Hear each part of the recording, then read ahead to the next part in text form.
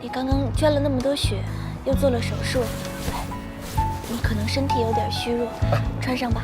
我没事儿，不用，我外套办公室有的。那就当我替我儿子感谢你，你不会拒绝吧？你可别冻着啊！刘嘉诚，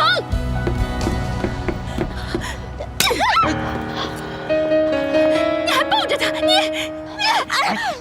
杨澜，你干嘛打人呢？我干嘛打人？我在打一个不要脸的女人，竟然勾引我老公，狐狸精！杨澜，你冷静点，你听我说。你还要说什么？你把我一个人丢在西餐厅里面，让我等了你好几个小时，自己却在这里跟他谈情说爱。刘太太，你误会了。我哪里误会了？这是我亲眼看到的。你现在身上还披着这个不要脸女人的衣服，不，你怎么可以这么不要脸呢你？刘太太，我跟嘉诚是你叫的吗？你以为自己是谁呀？好了，杨澜，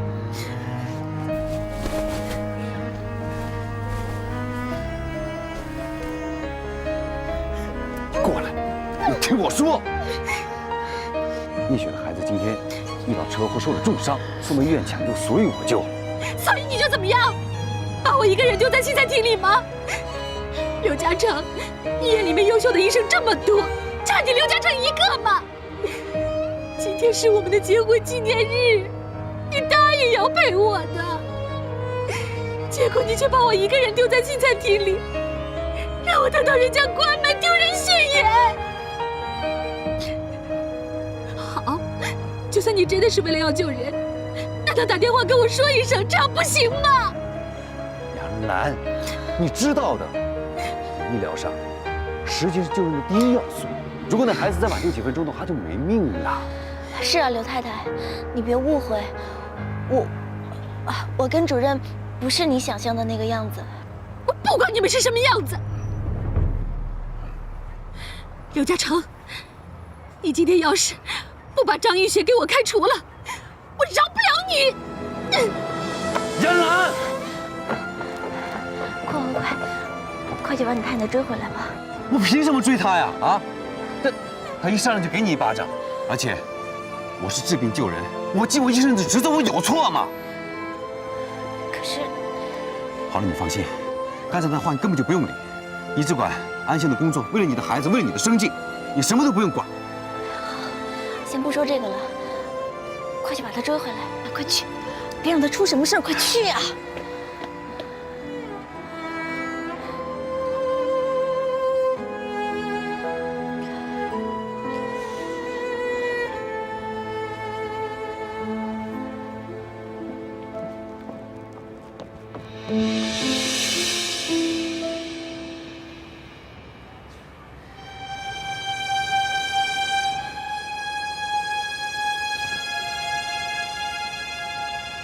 洪德，你是在生气吗？你在生谁的气啊？我替你说吧，你是在生你刚才看到的那一幕。你在生张艺雪的气，你更在吃刘嘉诚的醋。洪德，你心里还是有张艺雪的，是不是？妹妹，你误会了，你别瞎想。不是你想的这个样子。不是我想的哪样啊？你有必要去吃刘嘉诚的醋吗？你有必要去生张艺雪的气吗？我倒是觉得，你根本连亮亮的安危都不用担心。你这句话什么意思啊？你不觉得很奇怪吗？你这个做爸爸的，居然不能救自己的儿子，反而是刘嘉诚能输血给亮亮。洪德，你不觉得他们两个感情好像很不错吗？你跟映雪在一起那么多年，你知道他们俩是什么时候认识的吗？这万一亮亮是映雪跟刘嘉诚生的呢？你别胡说，映雪她不是你说的那种女人，而且她跟嘉诚也是刚刚认识不久，亮亮他肯定是我的孩子。刚认识不久。啊，那这个刘嘉诚也对映雪太好了吧？以他们这种男女发展的关系速度，真是让我大开眼界啊！不可能，不可能，亮亮肯定是我的孩子。不信的话，可以去验火亮亮的 DNA。好啊，去验 DNA。可是，万一验出 DNA 以后，亮亮不是你的亲生骨肉，那该怎么办呢？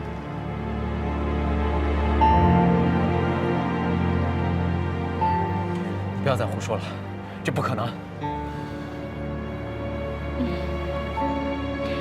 洪德，其实我觉得，不管亮亮是不是你的亲生骨肉，你妈妈真的很疼爱亮亮，一心一意想把亮亮要回来。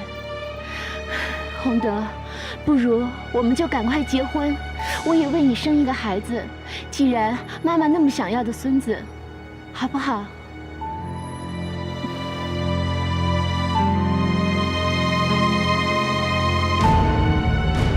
我是什么？查到了，在哪儿呢？好，好，我知道了。谢谢您啊。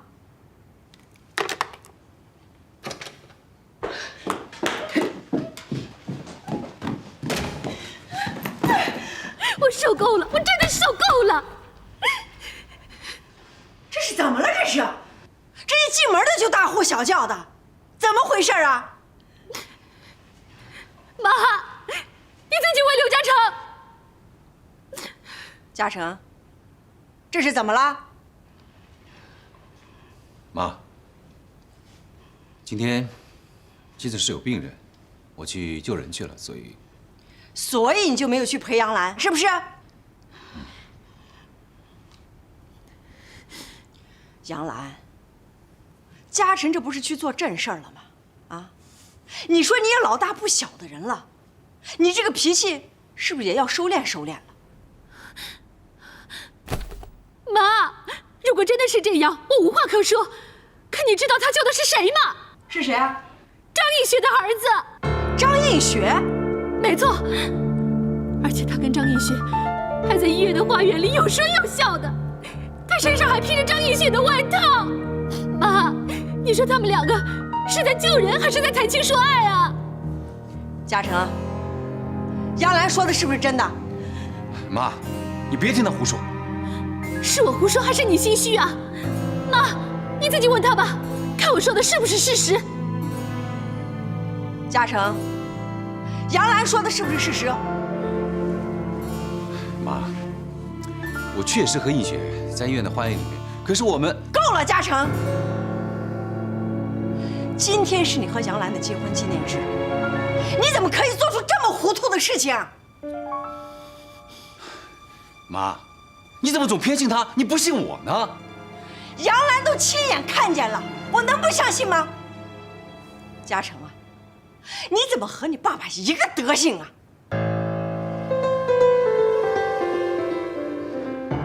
妈，你和我爸怎么样我不知道，但是我希望你不要把你和爸的事情往我身上扯。你别忘了，说到遗传，我身上有你的一半。还有，今天的事情，你可以打电话到医院去问王医生、江素英还有小英、小萌，他们当时都在手术室里面，他们可以为我作证，看看我是不是在救人。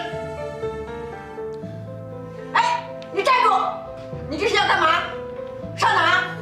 这个家我实在是待不下去了，如果我不出去透口气的话，我会闷死的。刘嘉诚，刘嘉诚，你给我回来！好了好了，吵，你一天就知道吵。难道你就不顾及下你丈夫的形象啊？顾及下你丈夫的面子，你就不能迁就你丈夫，忍耐你丈夫吗？妈，嘉诚他真的跟张映雪他……好了，事情如果真像嘉诚所说的，明天到医院去查查不就清楚了吗？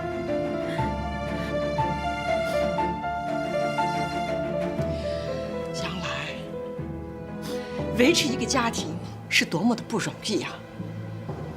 除了要付出，更多的需要忍耐。我一直在忍了，而且我忍了8年了。我忍到最后的结果又是什么呢？妈，我知道爸一直在外面花天酒地，我也知道你一直在忍耐，可你忍到最后的结果又是什么呢？我没有你那么伟大，我忍不下去了，我要离婚！离婚？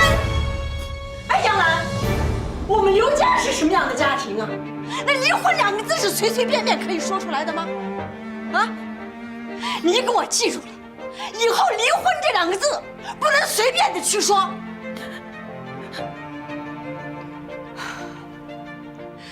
至于那个刘嘉诚，我会帮你去看着他。至于那个张映雪，我也会处理他。妈！哟，好啦，赶紧上楼去，把我刚才说的那些话好好的去想一想，啊，去吧。可是我……可是什么？快去，上去！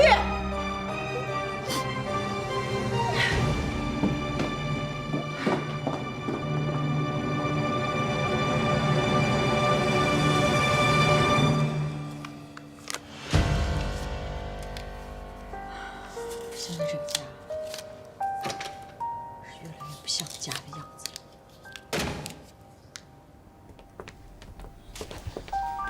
哎呦，妈，您这又怎么了？是啊，在外面就听你大呼大叫的，出什么事儿了？我是说这个家，现在是越来越不像个家的样子了。哎呦，这到底又发生什么事儿了？是啊，干什么去了？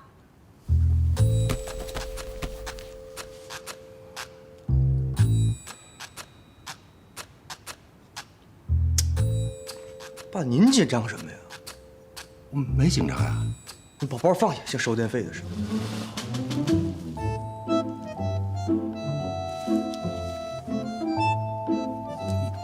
珍珠啊，你这是说嘉佑还是说我呢？当然是说你了。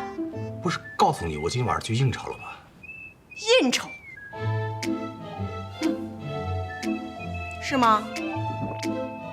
当然啊，我正好跟嘉佑在一起，所以啊，我们父子俩就一块儿回来了，是吧，嘉佑？哦，对，我是跟我爸一起应酬来着。啊，你看，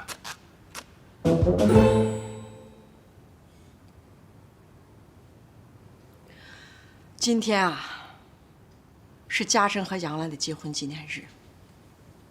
我安排他们2人出去吃饭，没想到2个人吵的是不可开交。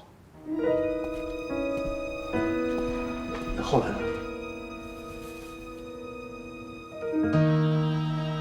事情的起因就是因为那个张映雪。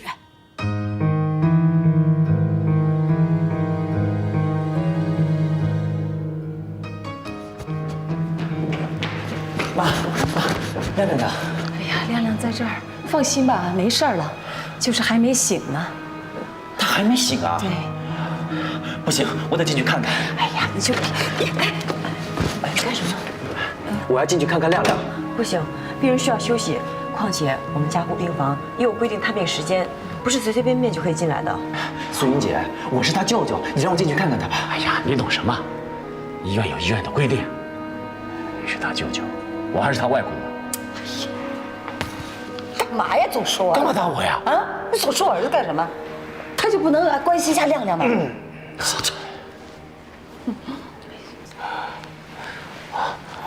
我们家外甥他情况怎么样了？啊，伯父，你放心好了，主任已经为他输了血，而且手术很成功，亮亮没有什么危险了。那就好，那就好。哎，你电话里不是跟我说洪德也在这儿吗？那人呢？哎呀，走了。哎呀，今天呢就是洪德他们来抢亮亮，不然亮亮也不会发生这样的事儿。又是这几个畜生，我早晚得收拾他们。收拾！你除了会打架还会干什么？好了，没什么事儿，你就先回去吧。啊，明天早点来。啊，快回去。妈，还是你回去休息吧，这儿有我照顾就行。是啊，你呀在这儿辛苦一天了，还是我和小飞留下，你回去咱们换换啊。哎，映雪呢？去感谢那个刘主任去了。哎呀，好了，这里没什么事儿，你们爷俩就走吧啊，明天早点过来啊，快走吧。是啊，伯父，你把伯母和映雪姐交给我就好了，你就放心吧。好，小飞，咱们走吧。不，我不走，万一那几个畜生又来抢亮亮怎么办啊？哎呀，你留在这儿我还不放心呢，跟我回家。哎呀，行，就是快回去吧。哎，好孩子，听话。妈，如果他们过来闹事儿，你赶紧给我打电话。那好。哎呀，走吧。啊，回去吧，回去啊，交给你了啊。走了啊。回去。哎呀，真是呀。伯母，你也别太着急了，你在这休息会儿吧。哎。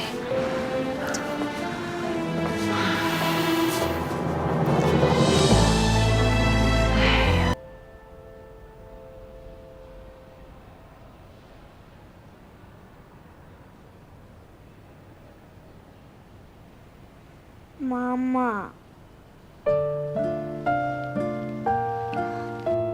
亮亮，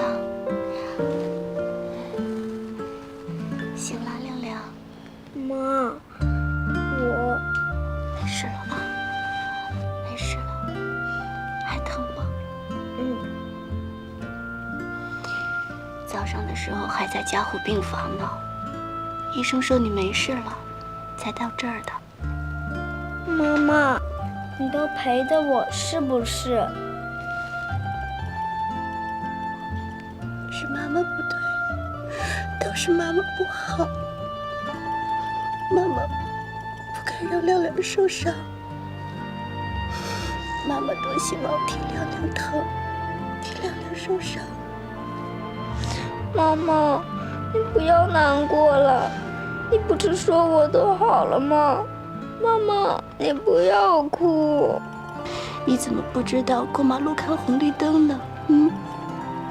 要走斑马线的呀，对不对？要看看对面有没有车呀。乖孩子，答应妈妈，以后不许乱跑啊！不哭，不哭，不哭。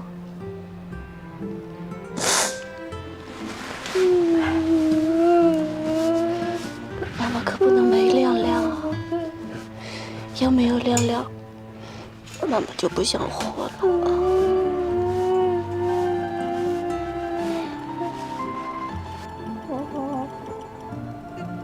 张映雪，张映雪，是你？你找我？原来你是刘家佑医师他太太的大姐啊！你有事吗？不是我找你，是院长找你，跟我来吧。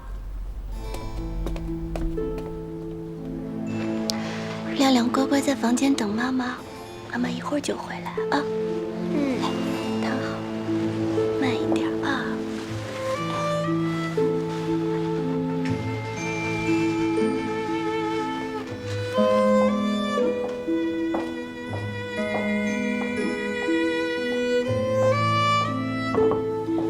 院长，张映雪来了，请她进来吧。进去吧。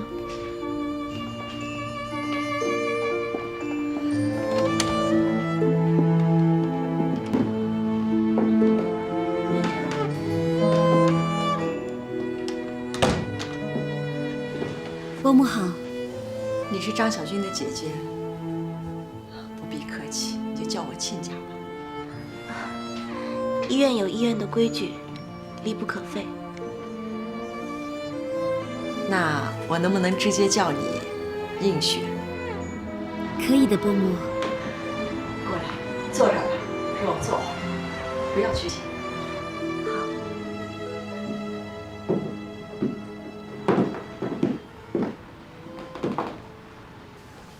既然你刚才说离不可废，但是你应该知道，在医院里边上班，医生跟护士之间是要保持距离的。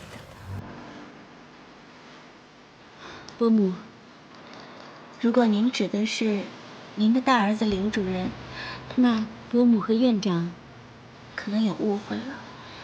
昨天是因为我儿子出了车祸，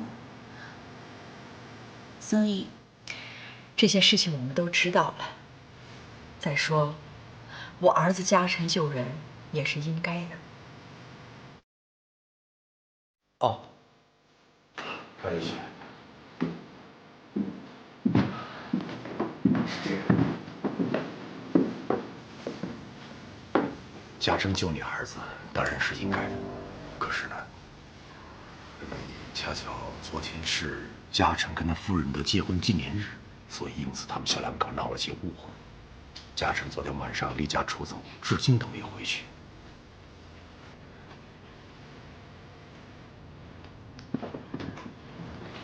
对了，叶雪，昨天在医院里，我嘉诚有没有跟你再见过面？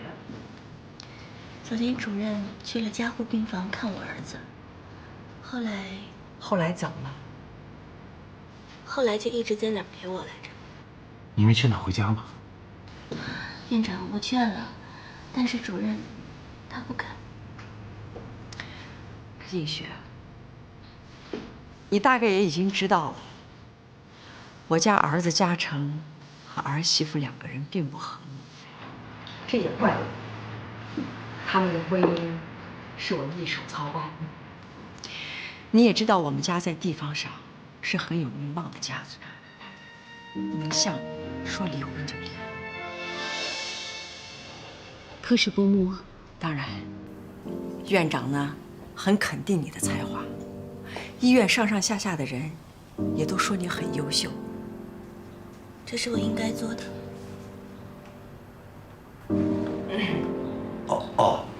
张雨泉，我给你写了个推荐信，希望你能到我们同学的医院去应聘。哦，你放心，那儿医院的规模比我们徐如医院规模要大多了。您这是要赶我走吗？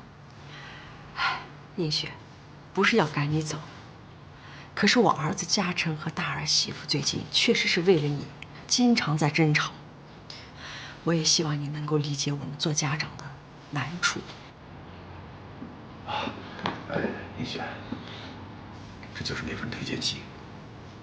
院长是我的老同学，我在信上写得很清楚，希望那边待遇能比这边高。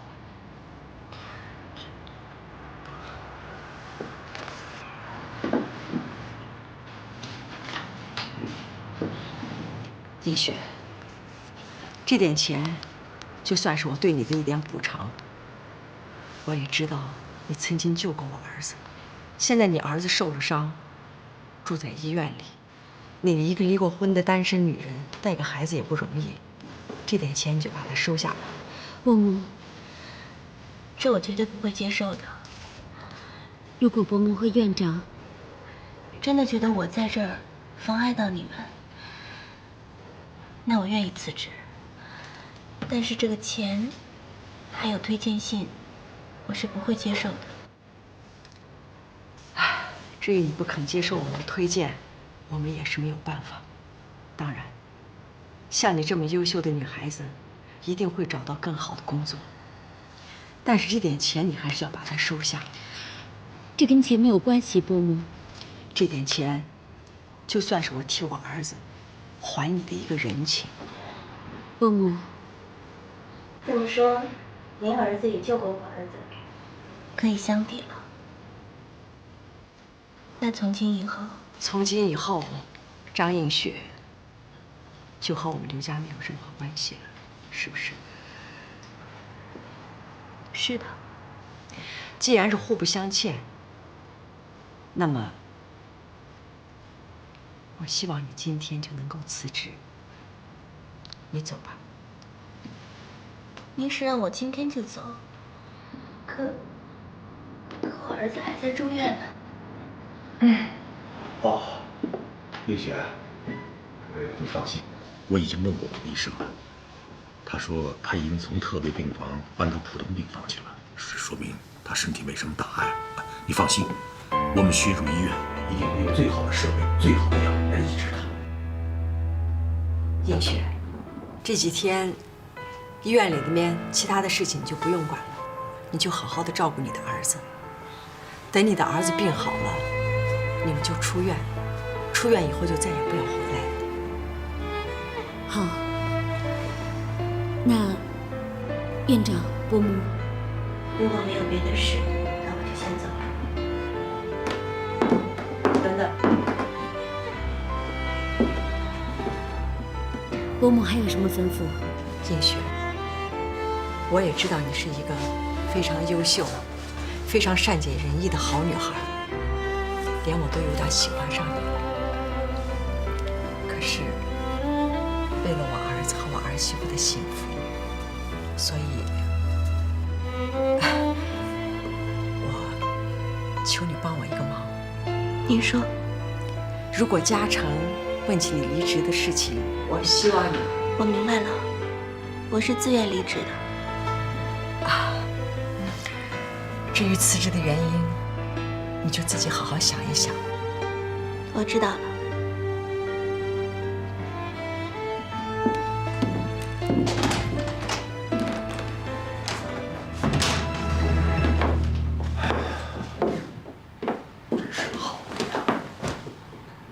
医院上上下下的医生护士都在夸他，真可惜。你什么意思？啊？我没什么意思，我是说她是个好姑娘。我也知道她是个好姑娘，我也看得出来她善解人意，很懂事。可是你别忘了，这学乳院的名声远远要比一个优秀的女孩子重要的多。珍珠啊，你不能这么做呀！毕竟人家映雪她……薛茹，你别忘了，当初这家医院可是我爸投资建的。当然，这些年也有你辛勤的运作、辛勤的管理，才让我们家医院发扬光大。现在我爸爸不在了，我有责任要好好的守护好这家医院，不管是在财务上，还是名声上，我绝对不容许我们学乳医院的每一个环节出现任何状况。你明白吗？你怎么不说话？你让我说什么呀？反正咱们家大大小小的事儿都是你做主，你看着办吧。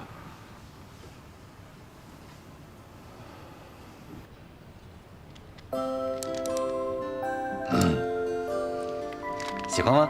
喜欢。亮亮，恐龙呢是史前生物，出现在我们地球的白垩纪，知道了吗？知道了。那你知道平时恐龙是怎么吓人的吗？不知道。对的。哎，告诉你哦，暴龙呢是很凶猛的动物，所以你不要到了。妈妈。丽雪，你去哪儿了？哦，我去请假。我想陪亮亮多待几天。请什么假呀？我去交代一声就好了。哎，别，医院有医院的规矩，别因为我破坏了规矩。妈妈，嘉诚叔叔真好，原来他就是救我的人，他还给我买玩具。妈妈不是说过吗？没有我的同意，不可以收别人的礼物，是不是？不过，我也告诉亮亮了，这件礼物呢，他必须收。为什么？因为我救了他，你呢又救了我，所以我们之间的关系呢非同一般，应该说是很有缘分。所以，我希望我的这份礼物，亮亮能够收着，然后让他开心，希望他早日康复。妈妈，我能收下吗？既然你那么喜欢，嘉诚叔叔又送过来了，那还不好好谢谢嘉诚叔叔？谢谢嘉诚叔叔。不用了，你刚才不是已经谢过了吗？喜欢就好啊。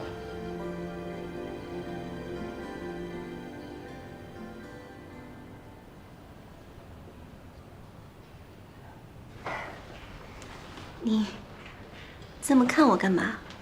我有什么不对吗？一菊啊，才这么2、3天，你就这么憔悴了，你应该好好休息和调养一下。我还好，倒是你啊，给亮亮捐了那么多血，又给亮亮做手术的，你这么忙，你应该好好休息才对。这样吧，现在亮亮已经好多了，你也应该把心情放轻松一点。不如晚上，咱们就进行咱们约定的第1次晚餐。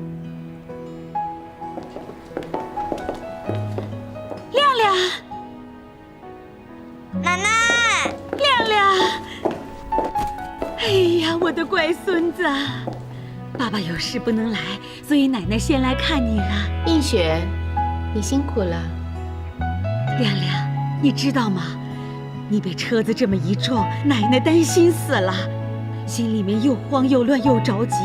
还好我们亮亮没事，要是亮亮有什么3长2短，奶奶也不想活了。奶奶不要难过，亮亮好好的，奶奶不要伤心。你知道吗？输血给我的就是这位嘉诚叔叔。不好意思啊，我一心急着看孙子，太失礼了。昨天没能来得及谢谢你，刘主任呐，真是谢谢你捐血救了我孙子，谢谢，谢谢你。您不用那么客气，其实这是我们做医生应该做的。更何况，刘主任跟映雪可是好朋友呢。好朋友？对呀，他们正在交往呢。妈，好了，你已经跟洪德离婚了，就不要再叫我妈了。我告诉你，只要亮亮的身体一好，我立刻把他带走。我不同意。张映雪，我告诉你，这件事由不得你不同意。嘿，这事儿啊，不管映雪同不同意，我也不同意啊！啊，想干嘛呀？大哥，我刚才见爸在找你。好，我知道了。各位，医院里探望病人呢，人数并不太多，一会儿你们看完以后就请离开吧。亮亮也需要多休息。映雪啊，亮亮他。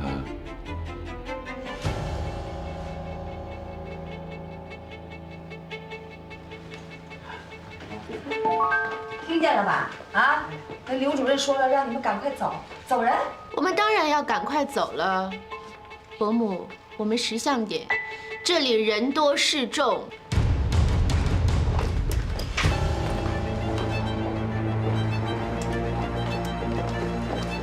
这个狐狸精！你说谁是狐狸精？说的就是你，要脸的臭女人！我告诉你，这屋子里面除了你有一身骚味以外，还有谁吗？你什么？你是不是想动手啊？小飞，哎，这是医院。小飞，别乱说话。张映雪，我看在跟你的交情份上，今天你弟弟对我的侮辱，我就不跟他计较了。如果再敢有下次的话，我绝对饶不了你。对我不客气，我今天是对你不客气。哎，小飞，你住手！干什么？你放开我！梅梅，你看他们这一家子都是神经病，别理他们，我们走。神经病！哎，你别跑！哎，干什么？哎呀，干嘛啊？老头儿，那小飞呢，就是想替他大姐出口气。那我和映雪又骂不过那个2个女人，那就是应该让小飞不打他2巴掌，替我们，我好解解我心头之恨。我，哎，爸，听到了没有？妈发话了啊！哎，小飞，这天下哪有你这样做母亲的啊？让自己的儿子去打人，你不怕打起官司啊？对呀，那老头儿，你赶快去把他追回来。叫，快去！小飞。妈妈，我好害怕，叫他们不要吵架了。妈，你这么教育小飞是不对的。哎呀，我就多了个嘴嘛。那我现在去追他回来。去吧。那我去了啊。好。哎呀，小飞呀，飞。姐，小弟办事怎么还这么鲁莽？他从小最听你的话，你见到他一定要好好说说他才行啊。知道了。阿姨，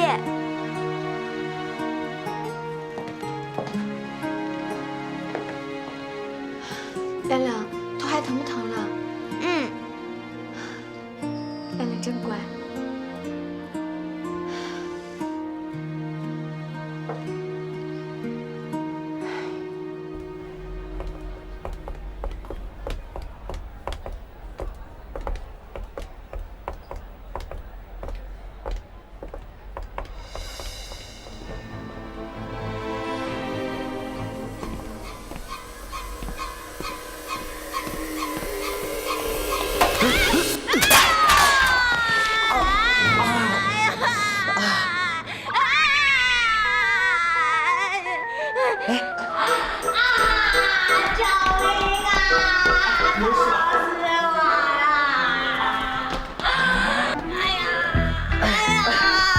你没事吧？哎呀，我的腰啊，我的腰啊！你不是撞到肚子了吗？你管我啊！我撞到肚子不能腰痛啊！我神经有问题不行啊！要不我帮你捶捶，帮你捶捶。小飞，这怎么回事？我刚刚想追他们两个，没想到他们冲出来，你是不小心的。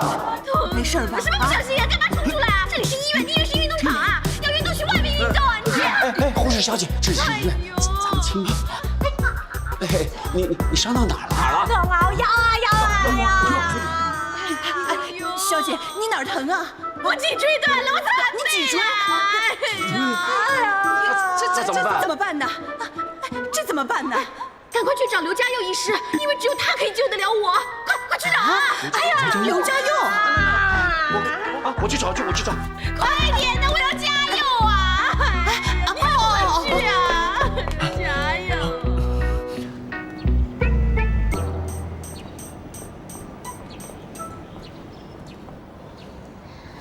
这些天怎么样啊？在婆婆家还适应吧？啊，谢谢姐，一切都挺好的。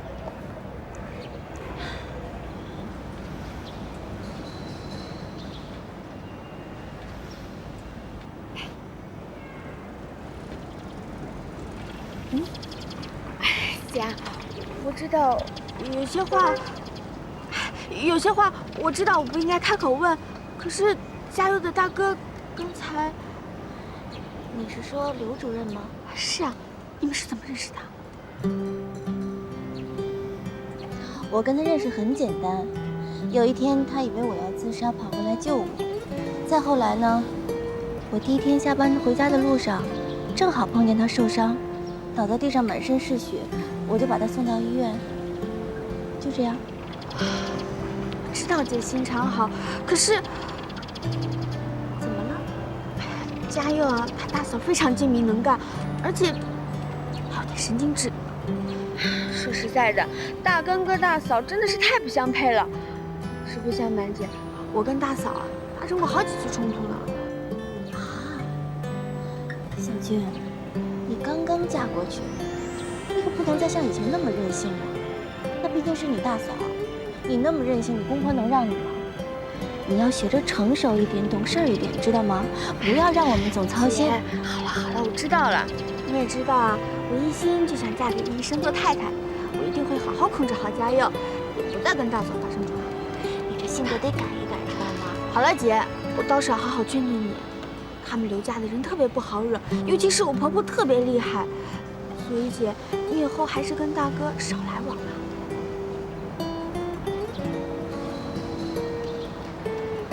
你放心，我已经辞职了。辞职？什么时候的事啊？今天。姐，那以后你们怎么办？还有亮亮的。你放心吧，你别忘了，姐姐我是护专毕业，现在医院那么缺护士，我去应征没有问题的。姐，我不是担心你的能力，我是。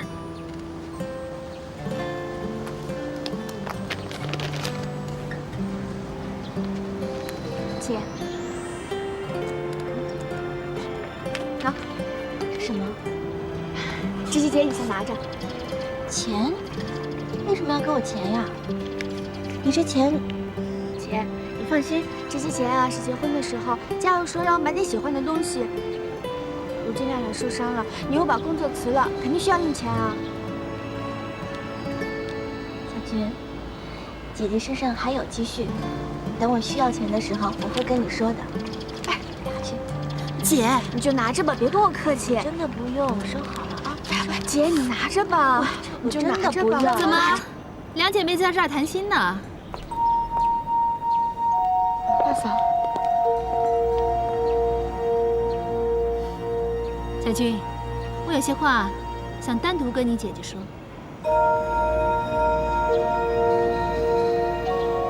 小军，那你先回去吧。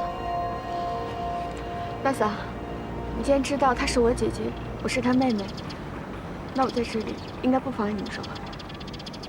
好啊，如果你要听，我也无所谓。我可以跟小军一样叫你一声大姐吗？不敢当。你是刘主任的太太，又是小军的大嫂，按理说我应该跟小军一样叫你大嫂。不管怎么样，我们都算是亲戚，对不对？既然是亲戚，那有些话我直说，你就不要见怪了。我想，虽然小军刚嫁进我们刘家没多久，但是应该可以感受得到，刘家媳妇的这碗饭可不是那么好端的。这几年呢，我也算是为刘家尽心尽力，幸好也没犯什么错，所以我公公婆婆可是越来越喜欢我，越来越疼我了。我绝对可以体会到你这刚离婚失去老公的痛苦，还有离开婆家的无奈，是多么的彷徨无助。同样身为女人的我呢，绝对可以明白你这老公被别的女人抢走的处境跟感受，所以我也想请你设身处地的为我想一想，如果今天换成你是抢别人老公的那个女人，你又会怎么想？我又该怎么做呢？大嫂，请你说话客气一点。我姐跟大哥之间并没有发生什么不可告人的事。有没有什么不可告人的事情，我不知道。不过我总可以未雨绸缪吧。小军，今天如果换成是你的老公，有医院里面的护士一天到晚都喜欢你老公，一天到晚在勾引他，你会怎么做呢？你，大嫂的话我明白。你放心，我已经跟医院辞职了。真的？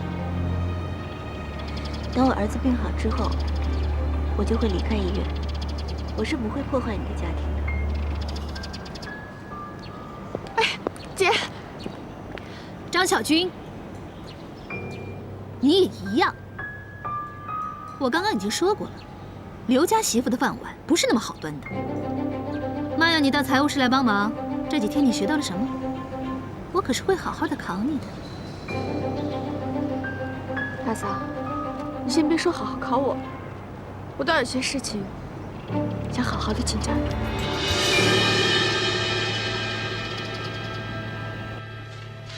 大嫂，就这几项账务的往来我看不懂，还请解释一下。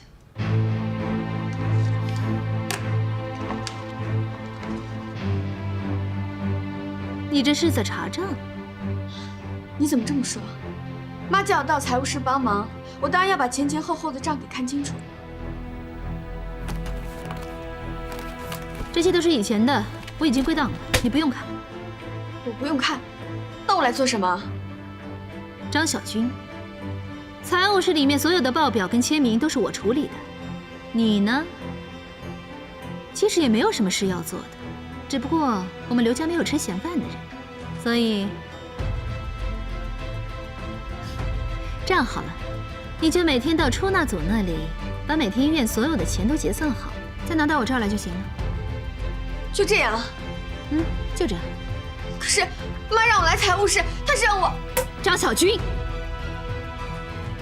请你搞清楚，我是医院的财务主任，医院里面所有的财务都是归我管的。其实我们医院没缺什么人，只不过妈怕你在家太无聊了，会出去花刘家的钱，所以才让我随便安排一个工作给你做。即使没事，我也会找事情做的。大嫂，请你以后说话斟酌一点。我张小军没有拿过刘家1分钱。是吗？可我刚刚才看到，你拿了一大叠钞票，想给你大姐，不是吗？怎么，我冤枉你了吗？这是家佑给我的钱，我没有贪污过医院的钱。你这话什么意思？我没什么意思。妈既然让我来财务室帮忙，我就应该把这些账看清楚。大嫂，你别忘了，我可是学商的。你的意思是，我拿了医院里面的钱？我可没这么说。本来我应该看账，可是如果你不让我看账，只是让我出去那种把钱送回来给你，我觉得任何一人都可以这么做，你根本就不需要用我。好啊，有本事你去跟妈说呀！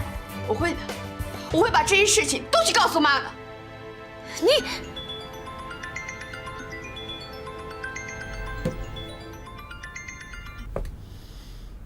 喂，你找我？是啊，我有一些要报税的事情想找你商量。那我们待会儿见。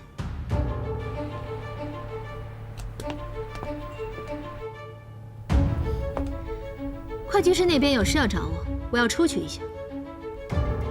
还有，张小军，这儿所有的资料我已经归档了，你最好不要乱动。而且档案放在哪里，我都非常清楚。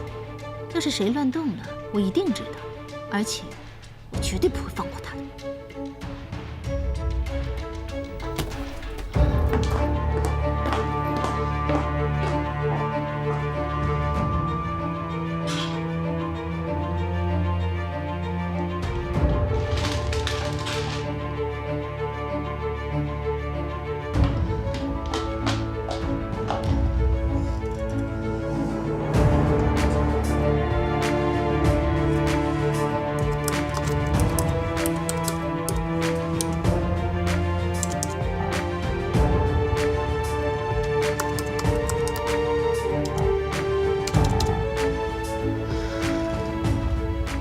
将密码另外设定，打不开电脑。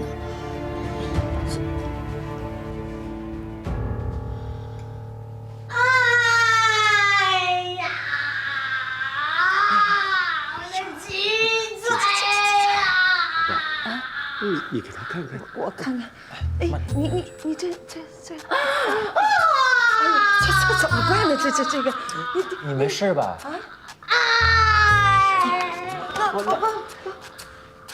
二姐夫，哎呀，加油！爸妈、小飞，你们都来了。谁受伤了？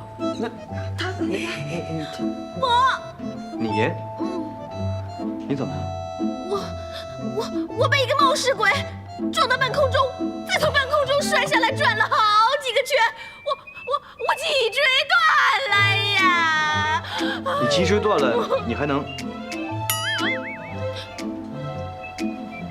再说你脊椎断了，你应该去骨科呀。你找我个整形科的来干嘛？当然找你呀，只有你最了解我的身体嘛。没有。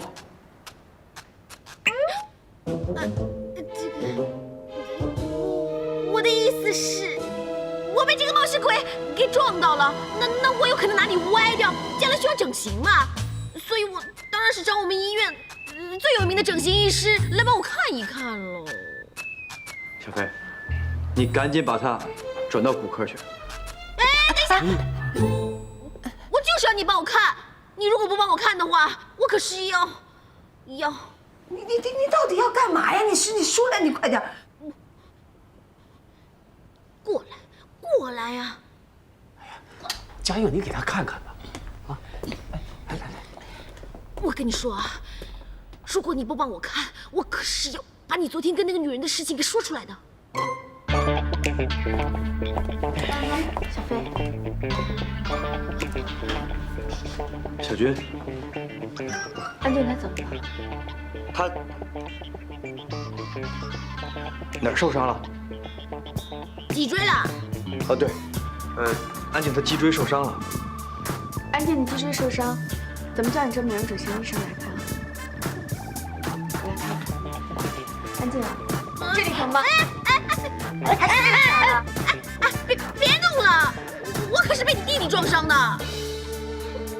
二姐，我是不小心的，我真的不是故意的。小军，你是不是找我有事儿啊？哦，我有些事想跟你谈。爸妈，要不要咱们到办公室里坐一下？不用了，嘉佑，你在这儿就好了。我们还得去看亮亮去啊，这儿就交给你们吧。啊，小飞，你在这儿啊啊！哦，是啊，小飞，这个我们医院这位护士啊，经我的诊断，这个叫做间歇性的脊椎疼痛，啊，也不用吃药，需要按摩，好好的按摩。既然是你撞的，你就负责给他按啊，用力按。哎，二姐不。加油！加油！哇！你干嘛打我啊？我是你可以随便摸的吗？啊！你不是说你脊椎疼吗？所以我脊椎怎么样了？我的脊椎啊，刚刚被嘉佑这样子一摸，全都已经好了。我告诉你啊，你这臭流氓，你以后再敢用这只手来摸我一下，我就把你这只手给剁了。你竟敢骂我是流氓！你再骂我！你死流氓、臭流氓、烂流氓、不要脸的流氓！骂你流氓怎么了？啊！臭流氓！你说大嫂的财务不清？嗯，我是在想，如果账目没什么问题，他为什么不肯让我看啊？应该不会的，妈那么精明，大嫂应该不敢在账目上做什么手脚。可是如果是这样，那他以前的账为什么不肯让我看啊？这个医院的账啊，以前都是大嫂一个人管的，她一个人掌权惯了。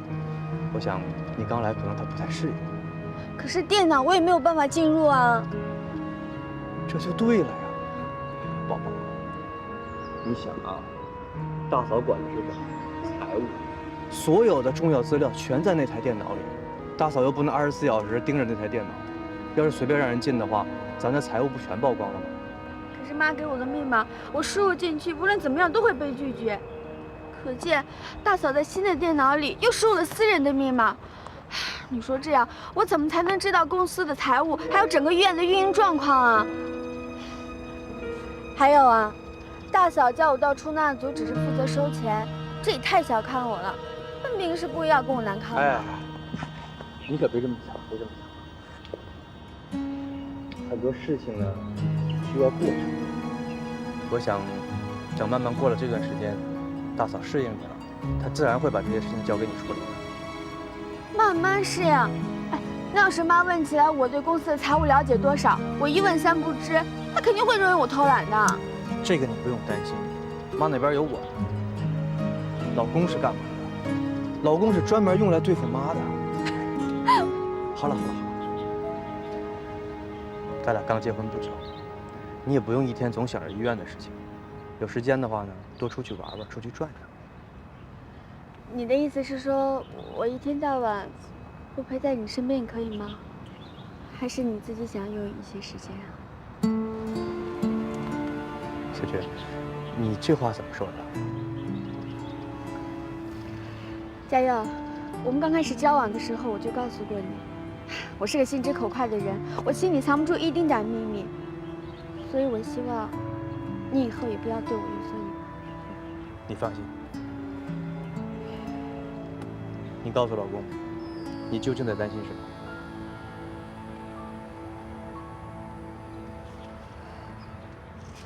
我姐才刚离婚，我也看到了大哥跟大嫂感情不好。以前我对婚姻充满了憧憬，可是现在我却对婚姻充满了害怕，充满了不安全感。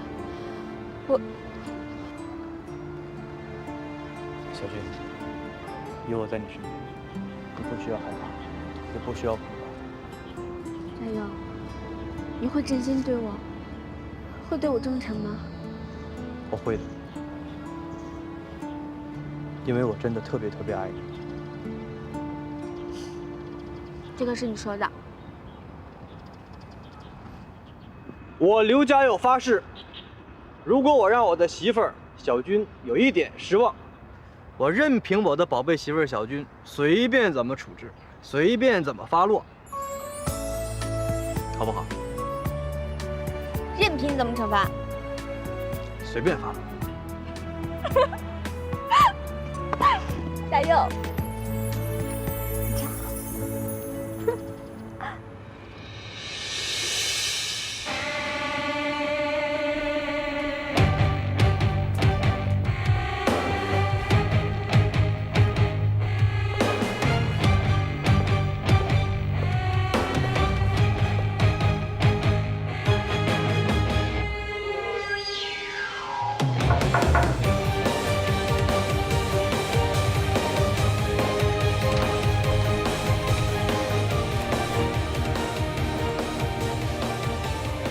怎么，这么着急找我，还发脾气啊？我问你，这几天你都到哪儿去了？你还说呢？你不是让我跟踪你的老公刘嘉诚吗？我得把你交代我的事情得办好啊。是不是你把刘嘉诚给打伤的？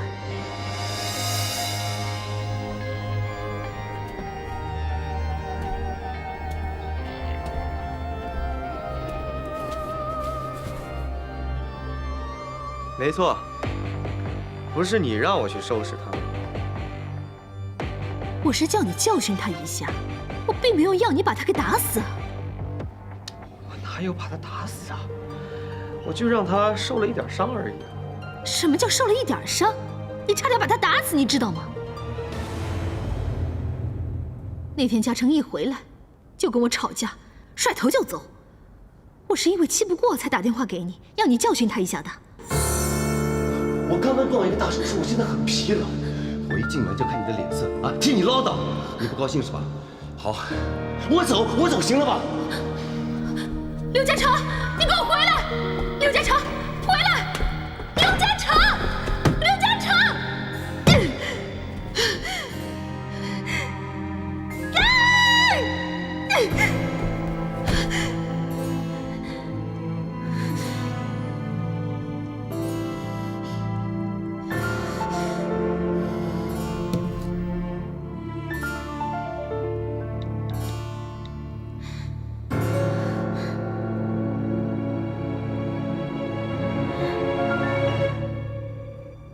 陈凯文，我要你去办一件事情。想不到你下手这么重，差点把他给打死，而且还让他失忆了好几天，你知道吗？哎呀，你说我这教训他，这下手我哪能分得了轻重啊？对吧？再说了，你都没告诉我刘嘉诚会练过几手，那天我差点都脱不了身，所以才把他打成现在这个样子。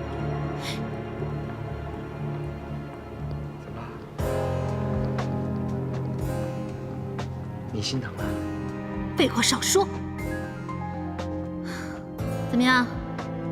我要你去搜集刘嘉诚外遇的证据，你找到了吗？哎呀，说真的，你老公刘嘉诚呢，是一个很守规矩的人，就是疑心病很重。你到底有没有认真办事啊？我就知道他跟一个女的。算了，你就先帮我对付另外一个人吧。谁啊？刘嘉佑的老婆，张小军。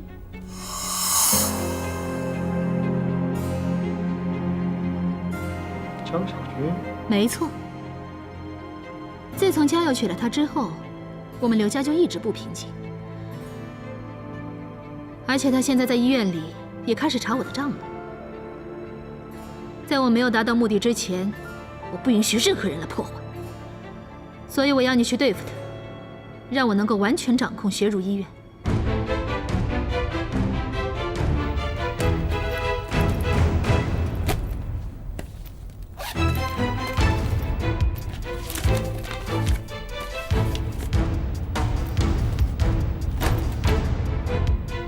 陈凯文，我跟你说过了，刘家真正掌权的是我婆婆珍珠，她最怕学儒医院里面有任何丑闻发生，所以我才要你去搜集证据。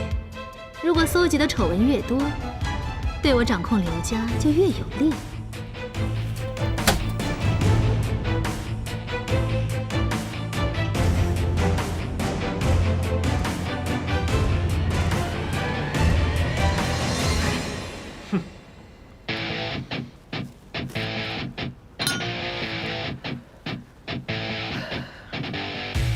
看来我这次还真得10年人计了。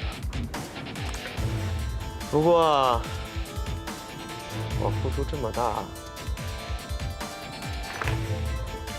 这点钱好像不够啊。这只是定金，如果你事情办得好，我会重重赏你的。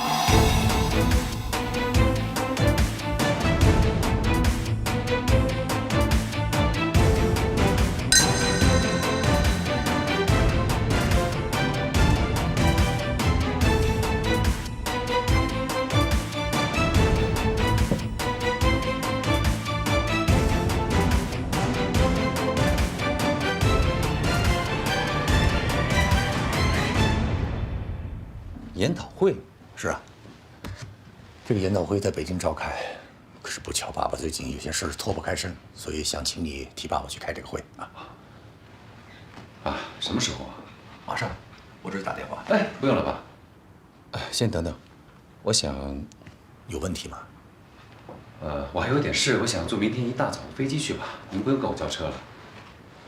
可以啊，反正明天会议是上午10点多。你只要来得及，我没问题啊。好，那我先走了。哎，家常，爸，还有什么事吗？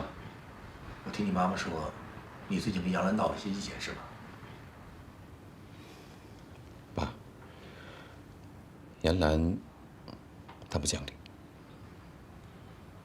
家常啊，男人嘛，在外面逢场作戏那是很正常的，可是千万不要认真啊。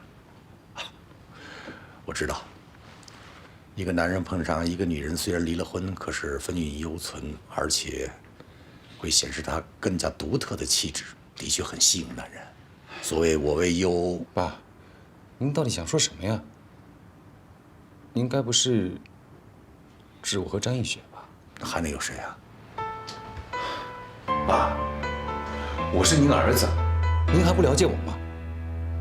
我以前喜欢艺术，可您要我学医，好，那我就改学医学。而且，不管是在学习上还是在工作中，我都按你们的要求做到最好。而且，这么些年，我也从来没有干过出格的事情。这些还不能证明我是一个守规矩的人。大成，这一点我相信。这也是支持这些年来我一直为英女而骄傲的事情。只不过是。我怕你顶不住外界的诱惑，会。爸，您放心吧，如果有什么事情的话，我也一定会和您说的。如果我真要追求什么别的女孩，我也一定会先和杨澜把婚离了以后再去追求的。你胡说什么？我不同意离婚。爸，离不离婚不是我说了算，您不知道。这些年，杨澜不知道跟我提过多少次离婚2个字。以前我都忍着，可是如果她再跟我说离婚的话，我一定会非常爽快地答应她。嘉诚，嘉诚，这个小子到底想什么呢？他怎么经营自己的婚姻啊？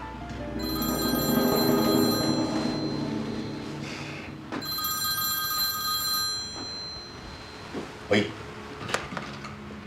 啊，是我，我听出来了。好，你说。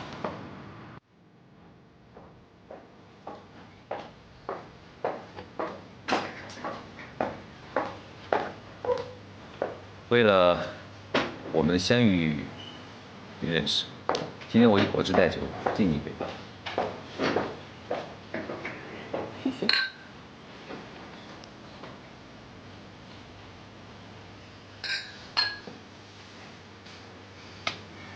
今天以为我约你出来吃饭你会拒绝，没想到居然这么爽快的答应。我本来应该好好谢谢你，所以今天这顿饭我来请。哎，不行，男女在一起吃饭，当然女方付钱的道理。再说了，谁请谁都无所谓，最重要的是能够开心就好。来，吃吧。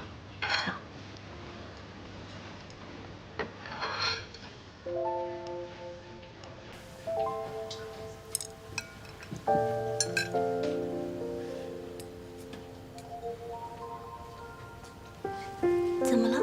你不开心吗？不是，其实认识你以来，我发现我变得快乐和开心了很多。哎，不瞒你说，我之前已经不太相信这个世界上还有这么优秀、这么好的女孩，可是你的出现，改变了我的看法。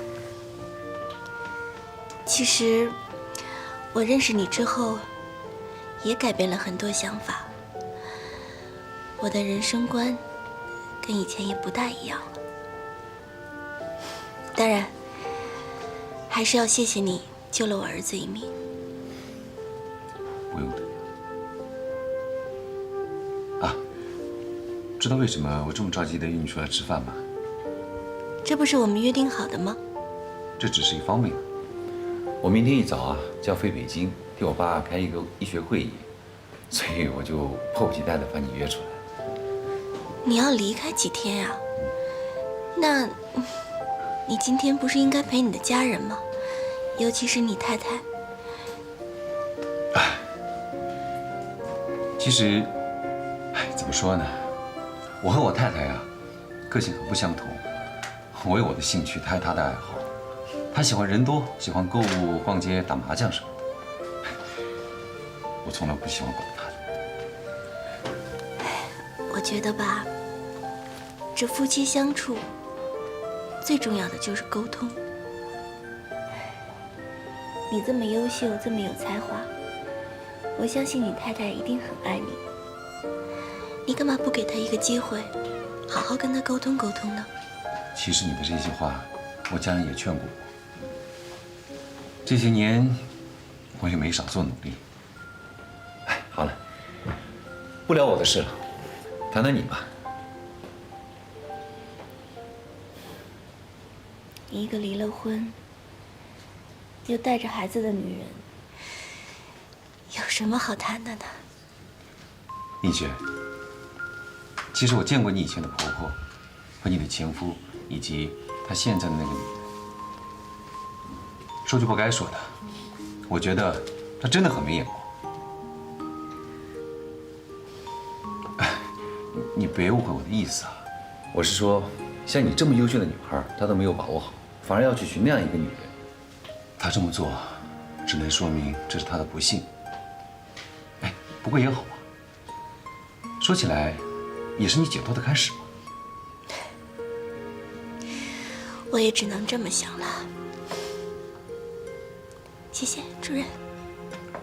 李雪，不是和你说过吗？平时叫我嘉诚就好。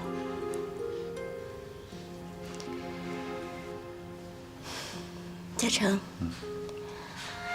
我还是那句话，你是一个非常优秀的医生。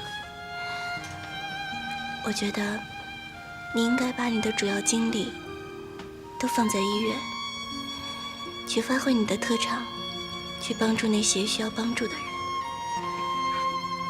那我们怎么了？我们既然已经是朋友了，那就永远都会是朋友。丽雪，我怎么觉得你话里有话？你是不是有什么心事？告诉我好不好？没有啊。来，再次谢谢你。丽雪，说过的。你说过，不要让我谢谢你。对呀。好，那我敬你。祝你幸福。也祝你幸福。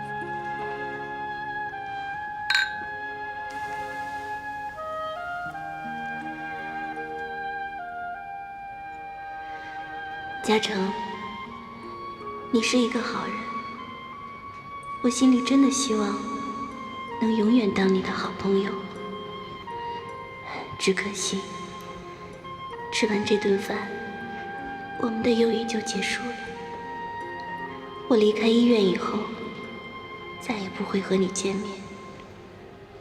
不过在我心里，我会永远记得你，也会永远祝福你。